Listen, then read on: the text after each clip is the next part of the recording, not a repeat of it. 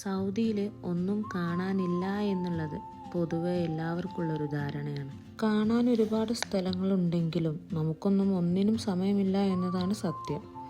അൽഖുർമയിൽ നിന്നും ഞങ്ങൾ യാത്ര തിരിച്ചത് സൗദിയിലെ ഊട്ടി എന്ന് വിശേഷിപ്പിക്കാവുന്ന അൽബഹയിലേക്കായിരുന്നു.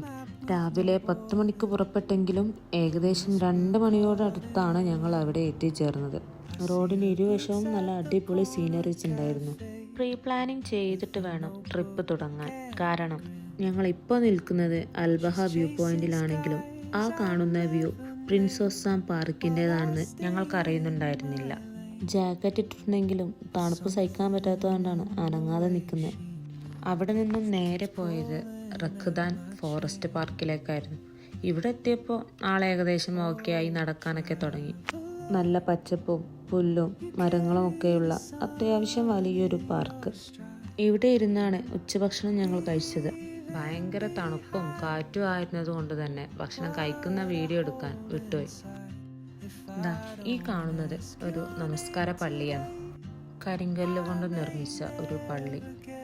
യാത്ര ചെയ്യുന്നവർക്ക് നിസ്കരിക്കാൻ സൗകര്യമൊരുക്കുക എന്നുള്ളത് അറേബ്യൻ രാജ്യങ്ങളുടെ ഒരു പ്രത്യേകത തന്നെയാണ്. യാത്രയിലെ സ്ഥലങ്ങൾ നിങ്ങളെ കൂടി കാണിക്കാനുള്ള കുഞ്ഞു വ്ളോഗറുടെ പരാക്രമം കാണണേ. അല്ലെങ്കിലും നമ്മൾ ചെയ്യുന്നതൊക്കെ അതുപോലെ അനുകരിക്കാൻ ഇവരെ കഴിഞ്ഞിട്ടേ ഉള്ളൂ ഈ ലോകത്താരും. ഒരു ആക്ഷൻ ക്യാമറയും അത്യാവശ്യം ലെങ്ത്തുള്ളൊരു വടിയും ഉണ്ടെങ്കിൽ സെൽഫി സ്റ്റിക്കും ഉണ്ടെങ്കിൽ നിങ്ങൾക്കും കുഴപ്പമില്ലാത്ത ഡ്രോൺ വ്യൂവിലുള്ള വീഡിയോസ് ഇതുപോലെ എടുക്കാൻ പറ്റും. ഒരു പക്ഷേ യാത്രകൾ കൂടുതൽ എൻജോയ് ചെയ്യുന്നത് നമ്മുടെ കുഞ്ഞുമക്കളായിരിക്കും. കാരണം വേറൊരു കാര്യങ്ങളിലും നമ്മൾ ശ്രദ്ധ തിരിക്കാതെ മുഴുവൻ സമയം അവരുമായിട്ട് എൻഗേജ് ചെയ്തുകൊണ്ടിരിക്കുന്ന ഒരേ ഒരു സമയം അത് യാത്രകൾ തന്നെ ആയിരിക്കും. അൽബഹയിൽ ഈ ഒരു വെതർ തുടങ്ങിയിട്ട് 2 ദിവസമേ ആയിട്ടുള്ളൂ. ഭയങ്കര കാറ്റും നിറയെ മേഘങ്ങളും നല്ല ഒരു അറ്റ്മോസ്ഫിയർ. ഈ പാർക്കിനോട് തൊട്ടടുത്ത് തന്നെയാണ് ഖൈറ വാട്ടർഫാൾസ് സ്ഥിതി ചെയ്യുന്നത്.